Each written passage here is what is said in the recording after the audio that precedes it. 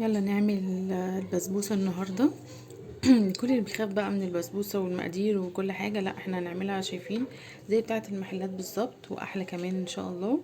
المقادير بسيطة وسهلة جدا. يلا نبدأ الحلقة. إن أعجبك الفيديو لا تنسى الإعجاب والاشتراك في القناة. ازيكم عاملين ايه؟ يا رب تكونوا بخير وبصحة وسلامة يا رب. النهاردة هنعمل البسبوسة زي بتاعت بره بالظبط وزي بتاعت المحلات، وان شاء الله هتكون احلى كمان. نبتدي نشوف المقادير واحدة واحدة والخطوات والتركات المهمة عشان تطلع زي بتاعت بره واحلى بإذن الله. بصي، هنشوف اول حاجة معايا المقادير. اول حاجة معلقتين كبار جوز هند، ربع معلقة بيكنج باودر او اقل من ربع كمان، معلقتين كبار عسل،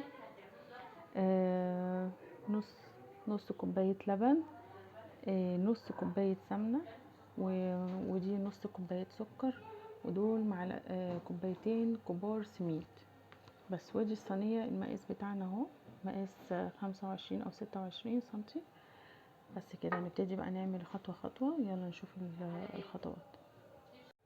نجيب بقى حلة او طاسة صغيرة او اي حاجة، نولع كده نار يعني فوق المتوسط بشوية، ونحط بقى النص كوباية سكر سمن كده بسم الله عشان نكرملهم، ومعلقتين مية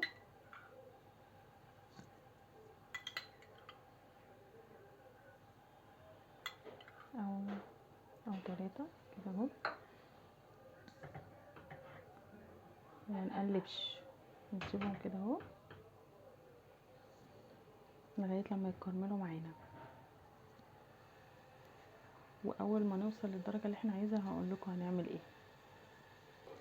احنا لسه مولعين على الكراميل اهو، شايفين انا ما قلبتش عشان تقليبه بسيطة كده. اول ما هنلاقي اللون هيجي للذهبي نقلب بقى، نبتدي نقلب. شايفين اللون بقى بدأ يبقى ذهبي ازاي اهو. نبتدي بقى نقلب عشان يبقى كله لون واحد.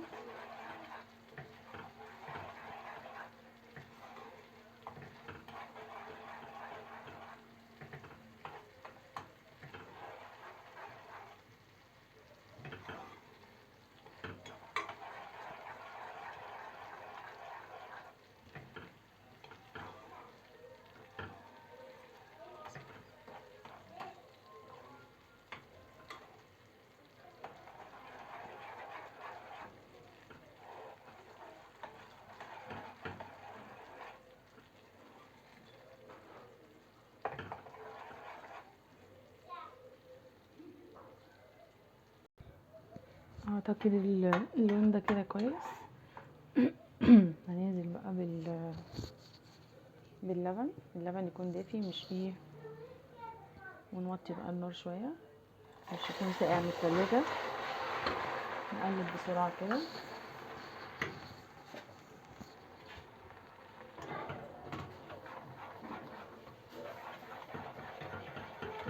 هيدوب.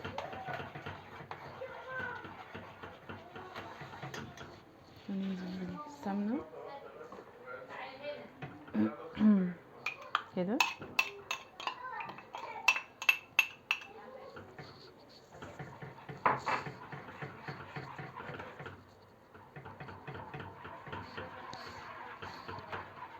ننزل بمعلقتين العسل،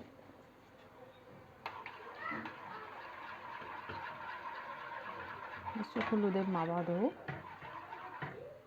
كويس.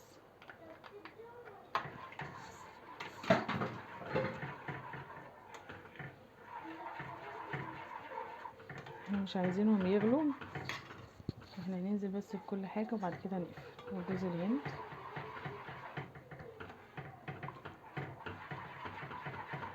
بس كده. ناخد بقى الخليط ده كله اهو نروح على السميد. نحط بقى ايه ربع معلقه البيكنج باودر، ونحط بقى ايه بقيه الخليط اللي احنا عملناه. نقلب بس دول كده كده كويس. نحط الخليط،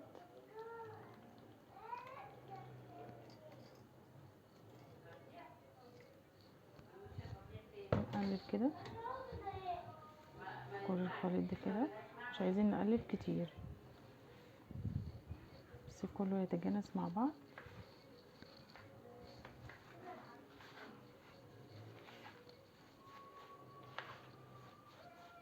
نحطها في الصينيه.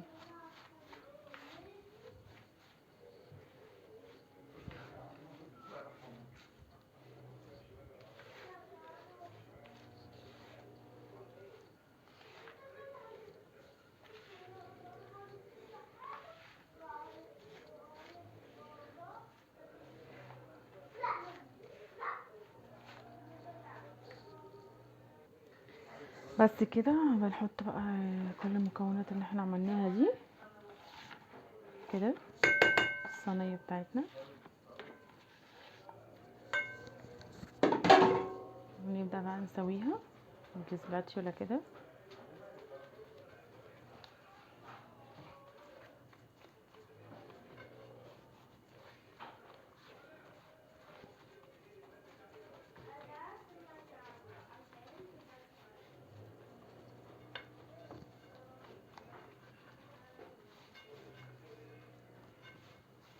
عايزه بقى تحطي بندق، عايزه تحطي السوداني، بس انا عشان اعملها ساده وممكن احط عليها شوكولاته من فوق تبقى جميله يعني بالشوكولاته.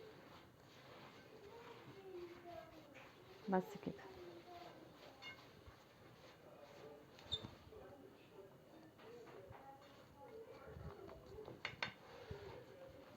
ندخلها بقى الفرن ونوريكم الشكل النهائي ونولع على الشربات.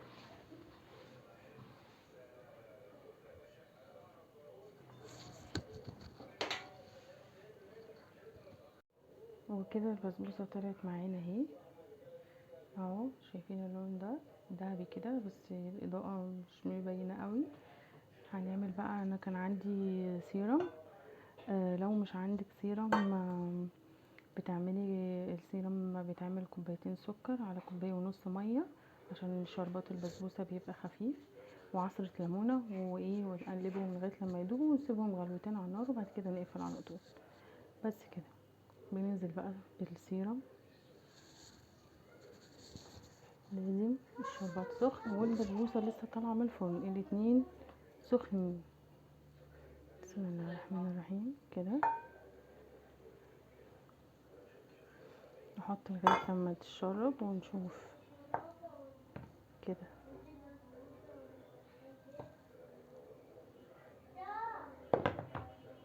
نحط تاني،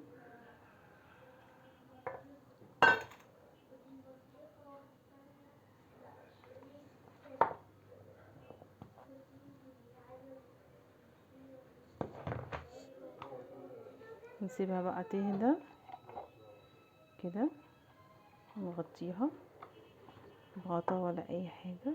بصوا اهو كله كده اتشرب اهي كده. نجيب بقى غطا ونغطيها عشان تبقى طريه، شايفين اهيت كده كده خلصت معانا. هغطيها بقى باي حاجه كده. وده كان الشكل النهائي للبسبوسه، شايفين مرمله ولونها زي بتاعت بره بالظبط كمان، شايفين تحفه يا جماعه تحفه اهو، طعمها تحفه، مقادير مظبوطه.